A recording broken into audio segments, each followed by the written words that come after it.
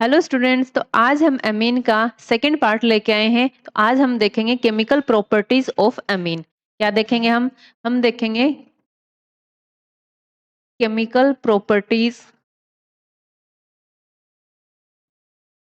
Of amine. Pen मुझे लग रहा मोटा चल रहा है, थोड़ा सा मैं पतला कर लेती हूँ। आई थिंक ये अभी ये ठीक है। ओके, तो हम देख रहे हैं chemical properties of amine. Writing पे ध्यान मत देना, आप कंसेप्ट पे ध्यान देना। तो फर्स्ट है बेसिक नेचर। बेसिक नेचर क्या है? एमीन की बेसिक नेचर तो हमें पता है कि एक होता है न्यूक्लियोफाइल और एक क्या होता है? बेस। अब यदि मैं अमोनिया लेती हूं NH3, तो यहाँ पे नाइट्रोजन की इलेक्ट्रॉन नेगेटिविटी 3 होती है और हाइड्रोजन की इलेक्ट्रॉन नेगेटिविटी कितनी होती है? 2.2 होती है। इसका मतलब यहाँ पे नाइट्रोजन क्या हुआ? यहाँ पे नाइट्रोजन क्या हुआ? More electronegative as compare hydrogen के। तो नाइट्रोजन के पास हमें पता है लोन पेयर भी होते हैं। यहाँ पे नाइट्रोजन दो टाइप से बिहेव करता है, एक तो बेस की तरह बिहेव करता है और दूसरा न्यूक्लियोफाइल की तरह बिहेव करता है। बेस का मतलब जब वो H प्लस अब्स्ट्रैक्ट करे, क्या करे? H प्लस अब्स्ट्रैक्ट के, इसका मतलब वो बेस की तरह बिहेव कर रहा। सेकंड, जो न्यूक्लियोफाइल है यदि उसका लोन पेयर किसके ऊपर? कार्बोनिल कार्बन के ऊपर, या हम इसको ऐसे बोल सकते हैं इलेक्ट्रोफिलिक, क्या बोल सकते हैं? इलेक्ट्रोफिलिक साइट के ऊपर अटैक करे, यानी अटैक ऑन इलेक्ट्रोफिलिक साइट, तब हम उसे क्या बोलेंगे? न्यूक्लियोफाइल बोलेंगे। तो यहां तक हमने क्या देखा है कि जो नाइट्रोजन है वो बेस की तरह भी बिहेव करता है और न्यूक्लियोफाइल की तरह भी बिहेव करता है। तो हम सीधी सिंपल बात ऐसा बोल सकते हैं कि न्यूक्लियोफाइल की तरह कब बिहेव करेगा? जब वो कार्बन के ऊपर अटैक करेगा। जब वो कार्बन के ऊपर अटैक करेगा। और बेस की तरह बिहेव कब करेगा? जब उसे H प्लस अब्स्ट्रैक्ट करना हो। H प्लस अब्स्ट्रैक्ट करना हो तब वो बेस की तरह बिहेव करेगा। तो यहाँ पे ये तुम्हें याद रखना है और अलग से नोट डाउन कर लो। क्लियर हुआ? अब हमें क्या देखना था? हमें देखना था नाइट्रोजन के बेसिक नेचर। तो मैं यहाँ पे एग्जाम्पल लेती हूं। मैंने यहाँ एग्जाम्पल लिया। क्या एग्जाम्पल लूं? R NH2, R R NH, R N R R। यानी कि जो नाइट्रोजन पड़ोसी कितने कार्बन से अटैच है उसकी वो ही डिग्री होगी। तो यहाँ पे मैं क्या लिख सकती हूँ? मैं लिख सकती हूँ ये है 1 डिग्री अमीन। क्या बोल सकती हूँ? ये क्या है? ये 2 डिग्री अमीन बोल सकती हूँ। और ये क्या है? ये 3 डिग्री अमीन बोल सकती हूँ। ये 1 डिग्री अमीन, 2 डिग्री अमीन और 3 डिग्री अमीन। अब 1 डिग्री अमीन क्यों बोला? क्योंकि यहाँ पे एक कार्बन से कनेक्ट है, यहाँ 2 कार्बन से कनेक्ट है, इसलिए 2 डिग्री। यहाँ पे नाइट्रोजन 3 कार्बन से डायरेक्ट कनेक्ट है, इसलिए मैंने बोला 3 डिग्री। यहाँ तक क्लियर हुआ? अब हम क्या देख रहे हैं? बेसिक नेचर देख रहे हैं। तो मैं यहाँ एग्जाम्पल के तौर पे क्या ले रही हूँ? मैं एग्जाम्पल के तौर पे ले रही हूँ RNH2 और इसकी रिएक्शन करवा रही हूँ मैं HX, यानी एसिड के साथ में रिएक्शन करवा रही हूँ। तो आपको सबको पता है क्या होता है जब नाइट्रोजन बेस की तरह भी बिहेव करता है। और यहाँ पे जो HX एसिड है, ये जो HX एसिड है, यहाँ पे ये कैसे ब्रेक होता है? H पॉजिटिव और X नेगेटिव। तो यहाँ मुझे क्या मिला? RNH3 पॉजिटिव X नेगेटिव, इसका मतलब मुझे मिल गया है सॉल्ट। यहाँ इक्विलिब्रियम वाला कंसेप्ट लगाया है क्योंकि ये फॉरवर्ड डायरेक्शन में भी होती है और बैकवर्ड डायरेक्शन में भी होती है। अब यदि इसमें मैं डाल दूं, क्या डाल दूं, बेस डाल दूं। फॉर एग्जाम्पल मैंने OH नेगेटिव डाला, यहाँ पे OH नेगेटिव बेस कुछ भी हो सकता है, NaOH भी ले सकती हूँ, KOH भी ले सकती हूँ। तो यहाँ पे जब मैं बेस ले रही हूँ तो मुझे रीजनरेट मिल रहा है प्राइमरी अमीन, यानी 1 डिग्री अमीन जो मैंने लिया था वो का वो मुझे वापस मिल जाएगा। तो यहाँ मुझे क्या मिलेगा, RNH2, उसके बाद में H2O का मॉलिक्यूल, और मुझे मिलेगा NaOH लिया है तो NaX मिल जाएगा। यदि KOH लिया है तो मुझे क्या मिलेगा, KX मिलेगा। यहाँ तक क्लियर हुआ, यहाँ तक सबका क्लियर हुआ। तो एक बार नोट डाउन कर लो, उसके बाद में हम चलते हैं आगे। चलो आगे चलते हैं। यहाँ मैंने एलिफेटिक अमीन की बात की, ऐसा ही मैं एरोमेटिक अमीन के साथ भी कर सकती हूँ।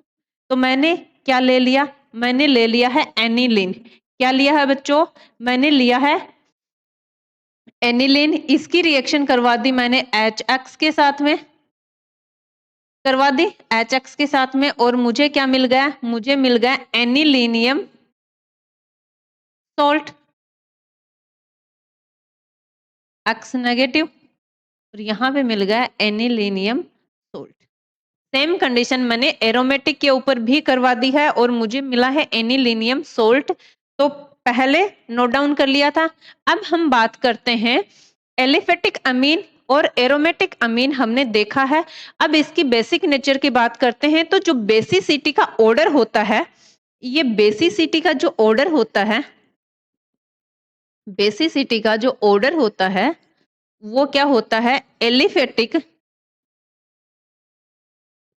एलिफेटिक अमीन जो होता है वो मोर बेसिक होता है एज कंपेयर अमोनिया के, एज कंपेयर अमोनिया के। अमोनिया मोर बेसिक होती है एज कंपेयर एरोमेटिक अमीन के। तो यहां पहले ये नोट डाउन करो और उसके बाद में देखते हैं कि ये कैसे होता है, ये कैसे होता है, और इसको इम्पोर्टेंट लगा लेना।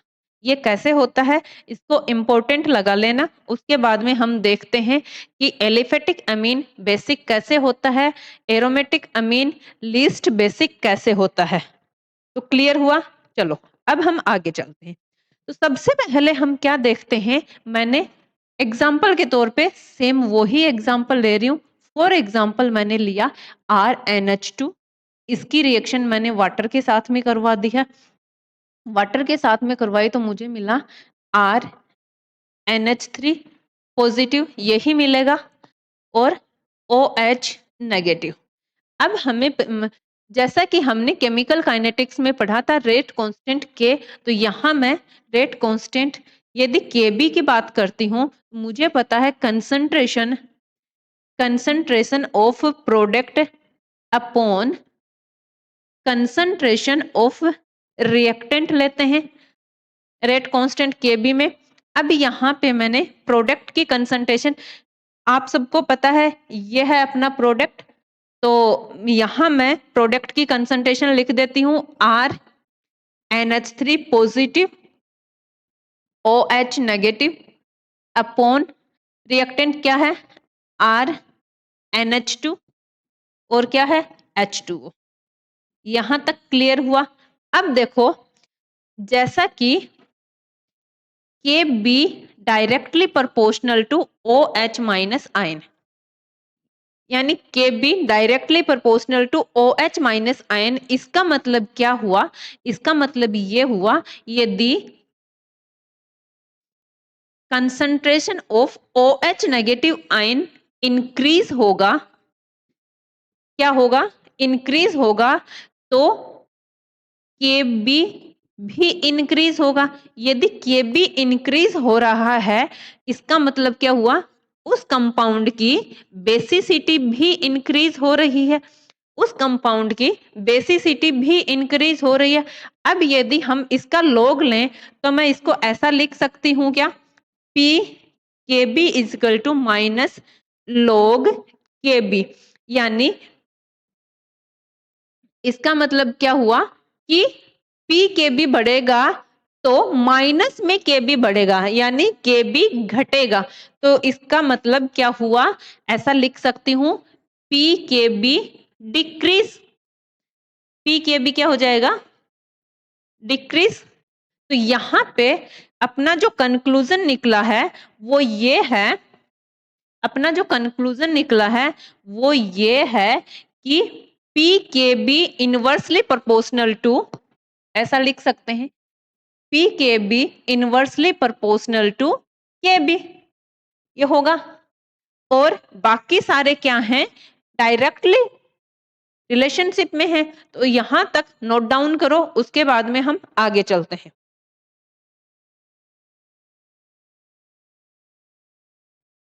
आगे चलें, चलो।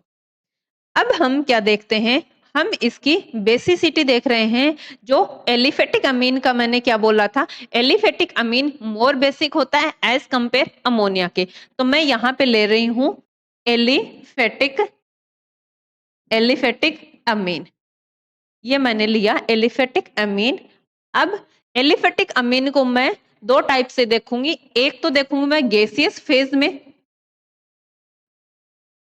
एक तो क्या देखूंगी मैं, गैसियस फेज में। गैसियस फेज में क्या होता है, इंडक्टिव इफेक्ट वर्क करता है। यहाँ पे इंडक्टिव इफेक्ट वर्क करेगा, यानी कि प्लस आई इफेक्ट और minus I effect, plus I effect और माइनस आई इफेक्ट। अब जैसा कि मैंने एक एग्जांपल लिया है, CH3 NH2, CH3N, CH3H, CH3N, CH3 और यहां पे ले लिया मैंने NH3 ammonia. 1 degree amine, 2 degree amine, 3 degree amine और अमोनिया। तो यहाँ पे देखो, जो एक CH3 ग्रुप ले रही हूं, इसका क्या लग रहा है, इसका प्लस आई इफेक्ट लग रहा है। Plus I effect sigma bond के थ्रू लगता है, ठीक है। यहाँ पे दो मिथाइल ग्रुप अटैच हैं, यानी कि यहाँ क्या हो रहा है, दो मिथाइल ग्रुप का प्लस आई इफेक्ट लग रहा है। यहाँ पे 3 डिग्री अमीन में तीन मिथाइल ग्रुप का, तीन मिथाइल ग्रुप का प्लस आई इफेक्ट लग रहा है। और अमोनिया में जो कि नाइट्रोजन की इलेक्ट्रॉन नेगेटिविटी ज्यादा है एज कंपेयर हाइड्रोजन के, इसका यहाँ पे हाइड्रोजन का कोई भी इफेक्ट नहीं लग रहा है। तो अभी हमने देखा है जो बेसिसिटी होती है, जो बेसिसिटी होती है वो डायरेक्टली प्रोपोर्शनल होती है प्लस आई इफेक्ट के, प्लस आई इफेक्ट के, और इनवर्सली प्रोपोर्शनल होती है माइनस आई इफेक्ट के। क्या होती है, जो डायरेक्टली प्रोपोर्शनल होती है प्लस आई इफेक्ट के और इनवर्सली प्रोपोर्शनल होती है माइनस आई इफेक्ट के।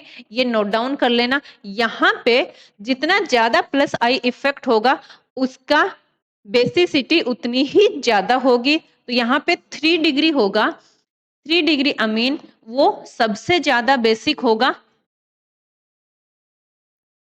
3 डिग्री अमीन सबसे ज्यादा बेसिक होगा। उसके बाद में 2 डिग्री अमीन, फिर 1 डिग्री अमीन, और उसके बाद में क्या हो जाएगा, अमोनिया हो जाएगा। क्योंकि अमोनिया के ऊपर कोई भी इफेक्ट नहीं लग रहा है, ओनली हाइड्रोजन है।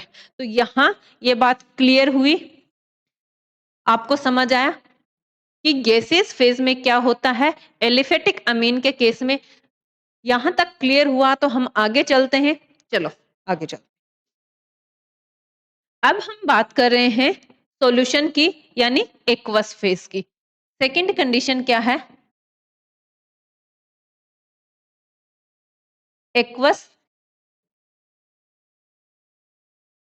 फेज। एक्वस फेज में क्या होता है, एक्वस फेज में क्या होता है, यहाँ पे मिथाइल के केस में अलग रहेगा और इथाइल के केस में अलग रहेगा। क्योंकि एक्वस फेज, इसका मतलब क्या हुआ, यहाँ पे सोल्वेशन इफेक्ट भी वर्क करेगा। सोल्वेशन इफेक्ट भी वर्क करेगा और दूसरा steric effect. Steric effect work करेगा। स्टेरिक इफेक्ट का मतलब क्या हुआ? स्टेरिक हिंड्रेंस कहाँ सबसे ज्यादा होती है? 3 डिग्री में सबसे ज्यादा होती है, उसके बाद में 2 डिग्री में, और सबसे कम होती है 1 डिग्री में। सोल्वेशन में क्या होगा कि जो 1 डिग्री अमीन है यानी प्राइमरी अमीन है उसका सोल्वेशन मैक्सिमम होगा। 1 डिग्री अमीन यानी प्राइमरी अमीन का सोल्वेशन सबसे ज्यादा होगा एज कंपेयर 2 डिग्री, और 2 डिग्री का कम होगा एज कंपेयर 2 डिग्री का ज्यादा होगा एज कंपेयर 3 डिग्री का। यानी कि 3 डिग्री का जो सॉल्यूशन है वो मिनिमम होगा। क्यों? क्योंकि हाइड्रोजन बॉन्डिंग की वजह से, जिसमें सबसे ज्यादा हाइड्रोजन बॉन्डिंग होगी उसका सॉल्वेशन सबसे ज्यादा होगा। तो यहाँ पे हम बात करते हैं, यहाँ पे हम बात करते हैं, दो केस रहेंगे। यहाँ 2 डिग्री अमीन होगा, उसकी बेसिसिटी ज्यादा होगी, और यहाँ पे भी 2 डिग्री अमीन की बेसिसिटी ज्यादा होगी। अब हम बात करते हैं 1 डिग्री और 3 डिग्री की। तो यहाँ जो मिथाइल है, मिथाइल के केस में 1 डिग्री ज्यादा एज कंपेयर 3 डिग्री के, यहाँ पे 3 डिग्री ज्यादा एज कंपेयर 1 डिग्री के। तो ये जो एक्सेप्शन है ये आपको याद रखना, बहुत इंपॉर्टेंट एक्सेप्शन है, आप सबको याद ही रखना है, हमेशा इसको याद रखना है। यानी कि मिथाइल के केस में क्या रहेगा? 213, यानी मिथाइल छोटा है तो 213 जो अंक है वो छोटा है, और इथाइल के केस में 231 हो जाएगा, क्योंकि इथाइल बड़ा है, ई और 31 ई। याद करने की ट्रिक है, कैसे भी याद कर सकते हो आप, या तो ऐसे याद कर सकते हो या अपने अकॉर्डिंग जो भी ट्रिक आप बनाना चाहो वैसे कर सकते हो। क्लियर हुआ? यहां तक क्लियर हुआ? अब हम एरोमेटिक अमीन की बात करते हैं। एरोमेटिक अमीन, ये हुआ एलिफेटिक अमीन की। अब मैं एक एग्जांपल लेती हूँ। एग्जांपल के तौर पे मैंने क्या ले लिया है? CH3 NH2 NH3 और एनिलीन ले लिया है। क्या ले लिया है? एनिलीन ले लिया है। तो देखो, अभी मैंने क्या बोला था? मैंने इंडक्टिव इफेक्ट की बात की थी। तो यहाँ पे मेरा क्या लग रहा है? प्लस आई लग रहा है, यहाँ पे कुछ भी नहीं लग रहा, और यहाँ पे जो एरोमेटिक रिंग है इसका क्या लग रहा है? माइनस आई इफेक्ट लग रहा है।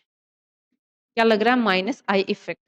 तो मैंने बताया था जो बेसिसिटी होती है, मैंने क्या बताया था? जो बेसिसिटी होती है वो प्लस आई के क्या होती है? डायरेक्टली प्रोपोर्शनल, और माइनस आई के क्या होती है? Inversely proportional. तो यहाँ पे ये केस लगेगा, और यहाँ जो एलिफेटिक अमीन है, यानी ये, इसको ए मान ले, इसको बी मान ले, इसको सी मान ले। तो यहाँ पे ए, इसकी बेसिसिटी सबसे ज्यादा, फिर बी की, और सबसे कम बेसिसिटी रहेगी किसकी? सी। सबसे कम बेसिसिटी रहेगी सी की। तो यहां तक आप नोट डाउन करो। यहां तक क्लियर हुआ? सब कुछ समझ आया? चलें आगे। चलो, अब हम देखते हैं एल्काइलेशन ऑफ अमीन। क्या देखेंगे? अब हम देखते हैं एल्काइलेशन ऑफ अमीन। इसका मतलब ये हमारी सेकंड केमिकल प्रॉपर्टीज है। क्या है?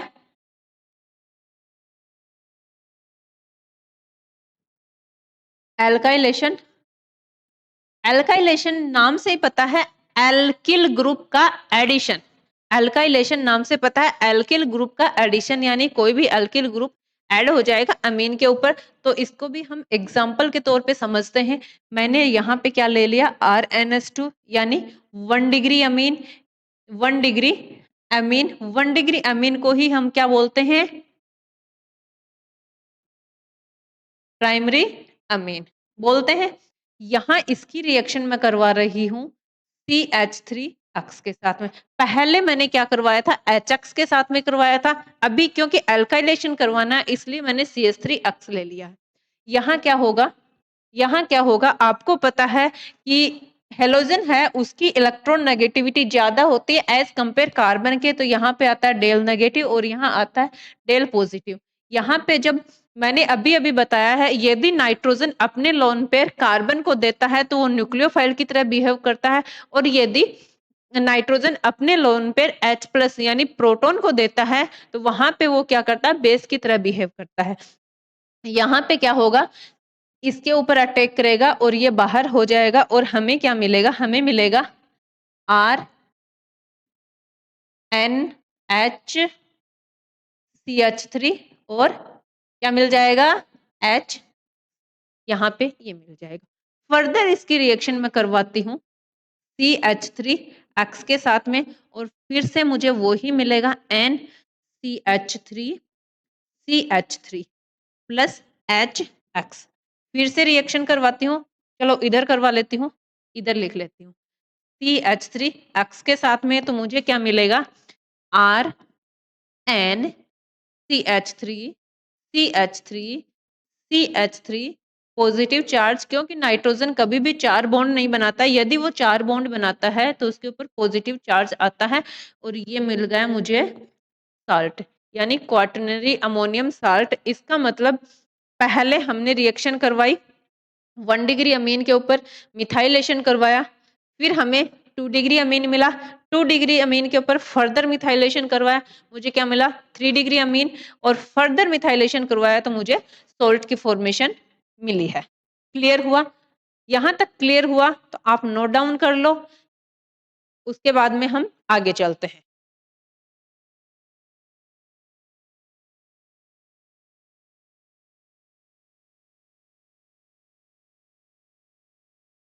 कर लिया है नोट डाउन?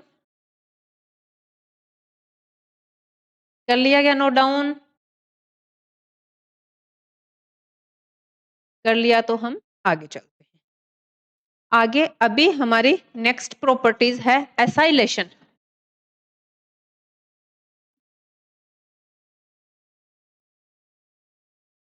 एसाइलेशन मतलब एसाइल ग्रुप का एडिशन। नाम से ही पता है, एल्काइलेशन मतलब एल्किल ग्रुप का एडिशन, एसाइलेशन मतलब एसाइल ग्रुप का एडिशन। तो यहां मैं ले रही हूं, सब कुछ हम एग्जाम्पल से ही समझेंगे, ऐसे हमें समझ नहीं आएगा। और मैंने क्या ले लिया, मैंने ले लिया CH3 C double bond O, यानी कि ये हेलोजन ग्रुप है, और यहाँ बेस ले लिया। यहाँ जो हम बेस लेंगे वो बेस अमीन से, यानी 1 डिग्री अमीन से स्ट्रोंगर बेस लेंगे। यहाँ पे क्या लेंगे, 1 डिग्री अमीन से स्ट्रोंगर बेस लेंगे। फॉर एग्जाम्पल मैंने पीरिडिन ले लिया है, पीरिडिन की स्ट्रक्चर लिख देते हैं। क्या लिया है मैंने, पीरिडिन ले लिया है। पीरिडिन है वो 1 डिग्री अमीन से ज्यादा बेसिक है, यानी स्ट्रोंगर बेस है। तो यहाँ क्या होगा, अभी मैंने क्या बताया था आप लोगों को, मैंने बताया था जब नाइट्रोजन के लोन पेयर कार्बन को अपने लोन पेयर देते हैं, कार्बन के ऊपर अटैक करते हैं, इसका मतलब नाइट्रोजन न्यूक्लियोफाइल की तरह बिहेव करता है। तो यहाँ नाइट्रोजन ने न्यूक्लियोफाइल की तरह बिहेव किया और मुझे क्या मिला, आर एच एच, यहाँ पे मिल गया O नेगेटिव एक्स और CH3, यही मिला, यही मिला।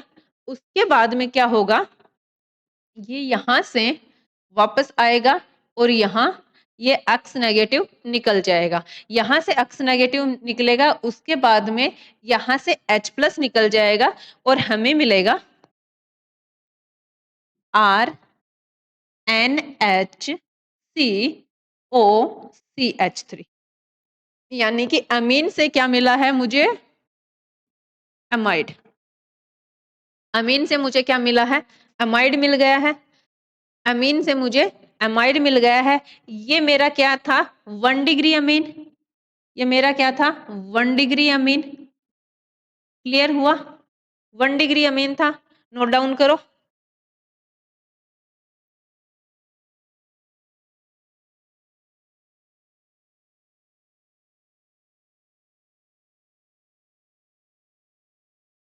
अब यदि इधर 1 डिग्री अमीन के साथ मैं 2 डिग्री अमीन की भी रिएक्शन करवा के देखूं, देखो कैसे होगी।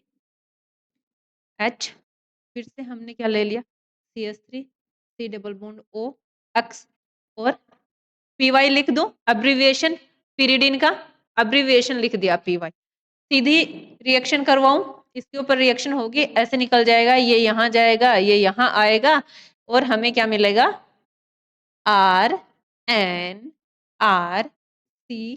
COCH3, यानी N alkyl amide। क्लियर हुआ? अब यदि हम एसाइलेशन करवाते हैं, ये मैंने एसाइल ग्रुप के साथ में करवाया है, ऐसा ही एनहाइड्राइड के साथ भी करवा सकते हैं और एस्टर के साथ भी करवा सकते हैं। तो हम एक एग्जांपल और ले लेते हैं एनहाइड्राइड का। एनहाइड्राइड का और देख लेते हैं हम। जैसे मैंने ले लिया RNH2, यहाँ पे ले लूं एनहाइड्राइड,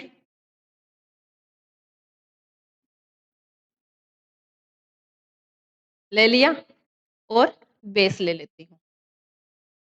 बेस आप लोगों को पता ही है, अमीन से स्ट्रॉन्ग बेस लेना है। अब यहाँ पे नाइट्रोजन इसके साथ में रिएक्शन करेगा, ये इधर की ओर जाएगा। पूरी मैकेनिज्म करके दिखा देती हूँ। RNH HC O negative CH3 O O CH3 और यहाँ पे आ गया पॉजिटिव चार्ज। अब देखो यहाँ ये इधर जाएगा और यहाँ पे ये इलेक्ट्रॉन लेके निकलेगा। इलेक्ट्रॉन लेके निकलेगा तो हमें क्या मिलेगा? हमें मिलेगा RNH, यहाँ से भी निकल जाएगा ये H+, ठीक है, और हमें मिलेगा COCH3 यानी एमाइड, और यहाँ साथ में ही मिलेगा CH3 C double bond OH यानी एसिड। एमाइड मिला और एसिड मिला। क्या हुआ? अमाइड और एसिड मिल गया। क्या मिला है? अमाइड और एसिड। क्लियर हुआ? तो ये नोट डाउन करो, उसके बाद में हम आगे चलते हैं।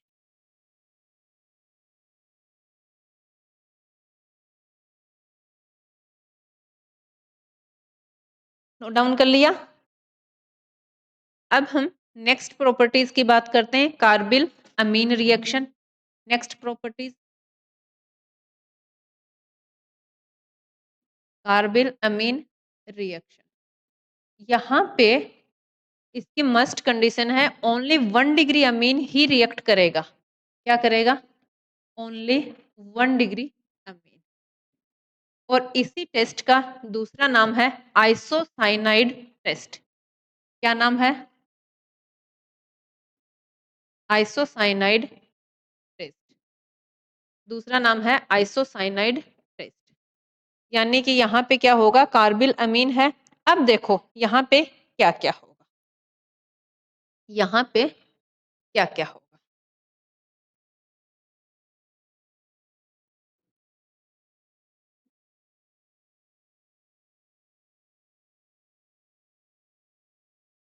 सबसे पहले मैंने ले लिया RNH2 लिया और CHCl3 यानी क्लोरोफॉर्म लिया है, और साथ में ही मैंने बेस लिया है। तो यहाँ से मुझे क्या मिलेगा? यहाँ से NH2 को हटा के क्या मिलेगा? NC मिलेगा, यानी आइसोसाइनाइड मिलेगा। उसके बाद में 3 मोल KCl और 3 मोल H2, ये मुझे मिलेगा। 3 मोल KCl और 3 मोल H2O, ठीक है।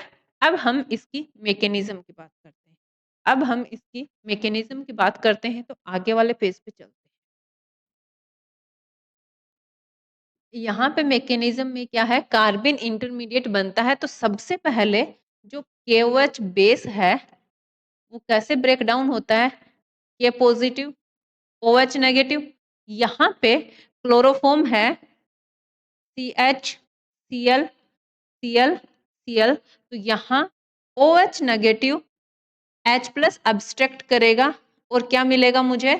मुझे मिलेगा C negative Cl Cl Cl और एक वाटर का मॉलिक्यूल। यहाँ से जो नेगेटिव चार्ज है वो अनस्टेबल होता है, हाईली अनस्टेबल। क्लियर हुआ? तो यहाँ से X नेगेटिव यानी Cl नेगेटिव निकल जाएगा। नेगेटिव Cl Cl Cl, यहाँ से क्या निकल जाएगा? यहाँ से -Cl निकल जाएगा, -Cl निकलेगा तो यहाँ पे किसकी फॉर्मेशन हो जाएगी, यहाँ पे कार्बिन की फॉर्मेशन हो जाएगी। किसकी फॉर्मेशन हो जाएगी, कार्बिन की फॉर्मेशन। अब ये जो कार्बिन है, ये कार्बिन RnH2 है, RnH2 के साथ में रिएक्शन करेगा, ठीक है। तो यहाँ पे कार्बिन के पास वेकेंट ऑर्बिटल है, तो यहाँ से क्या करेगा, नाइट्रोजन अपने लोन पेयर कार्बन के वेकेंट ऑर्बिटल को देगा और हमें मिलेगा R NH NH पॉजिटिव और Cl Cl। जब नाइट्रोजन ने लोन पेयर कार्बन को दिए हैं तो कार्बन पे इलेक्ट्रॉन डेंसिटी ज्यादा हो गई है। अब यहां से H+ निकल जाएगा, H+ निकलने के बाद मैं सीधा ही लिख दूं, H+ निकलने के बाद में ऐसा हो जाएगा, लिख सकती हूँ RNH। तो यहाँ फर्दर नाइट्रोजन के पास लोन पेयर है, वो यहाँ अटैक करेगा और यहाँ से ये निकल जाएगा। निकलने के बाद मुझे क्या मिलेगा, R double bond C negative charge Cl और फर्दर इसके ऊपर अटैक करेगा, ये निकल जाएगा और मुझे फाइनली क्या मिलेगा, isocyanide N C negative charge और पॉजिटिव चार्ज। इसको मैं ऐसा भी लिख सकती हूँ RN कोऑर्डिनेट बॉन्ड C, यानी आइसोसाइनाइड की फॉर्मेशन हो गई ही है। फाइनली RnH2 से RNC बना है। ये है हमारा कार्बिल अमीन रिएक्शन, कार्बिल अमीन रिएक्शन। तो नोट डाउन करो, नोट डाउन करो, उसके बाद में हम आगे चलते हैं।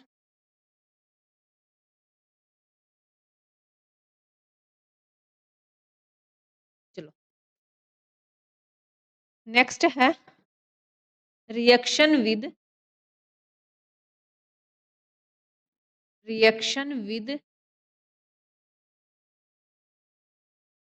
Nitrous acid. या तो आपको NaNO2 प्लस HCl देगा रिएक्शन में, या फिर तुम्हें क्या देगा, सीधा HNO2 देगा।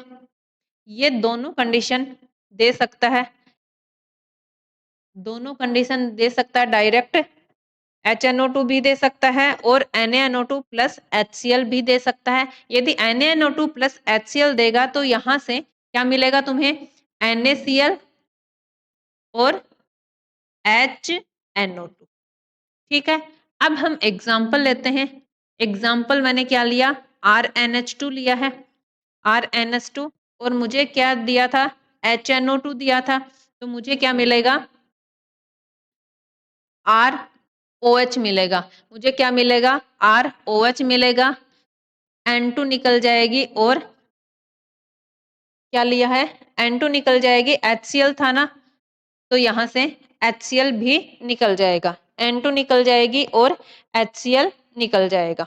तो इसमें क्या होता है, इसमें जो इंटरमीडिएट है वो इंटरमीडिएट क्या बनता है, RN2 पॉजिटिव और X नेगेटिव। X नेगेटिव यानी NaNO2 HCl है तो Cl नेगेटिव आ जाएगा। तो ये क्या है, डाईएजोनियम